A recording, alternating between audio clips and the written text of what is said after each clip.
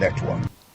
The closure of Silicon Valley Bank has activated panic in the African continent. SVB, the preferred bank for most startups and venture capitalists, was shut down by the Federal Deposit Insurance Corporation. The action was prompted by a bank run after the bank announced that it lost $1.8 billion in the state of treasury and security. This development affects both fintech startups.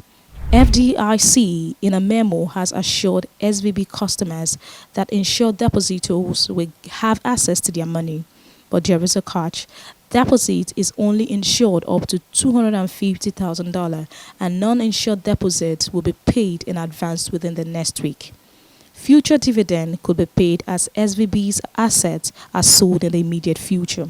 Y Combinator President Gary Tan said on Twitter that 30% of YC companies exposed through SVBs can't make payroll since the last 30 days. YC has over 80 startups in its portfolio. Other African startups also have related issues. According to SVB's website, Cheaper Cash, one of Africa's most valuable startups as a member, has recently conducted another round of layoffs after laying off 12.5% of its employees last year. Startups that have received funding from SVBs may be directly affected by the crash. Meanwhile, caught in the collapse of SVB as clients begin to withdraw their cash in droves, Signature Bank, which engaged in the provision of commercial banking services, shut down its operation abruptly. However, it has been confirmed that the Bank of England has sold the UK subsidiary of Silicon Valley Bank to HSBC. In a statement by the bank, this action has been taken to stabilize SVB UK, ensuring the continuity of banking services, maximizing disruption of the UK technology sector, and supporting confidence in the financial system. The President of America, Joe Biden, assured its citizens that SVB depositors will get their money back.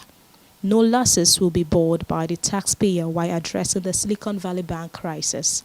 There has also been plans to increase interest rates by the world's most powerful central banks at the current level of 4.5% to 4.75% due to the SVB crash, but it may be on hold. SVB's collapse came after the bank invested heavily on U.S. government bonds 2 years ago, at a time when it had healthy deposit level concentrated in the tech sector and among venture capital investors. With a fall in U.S. government bond prices as the Fed raised interest rates, the value of its investment dropped. It also faced rising demand to return cash to deposit as the tech sector came under pressure. Share and subscribe to this channel, www.youtube.com/Digivation Network.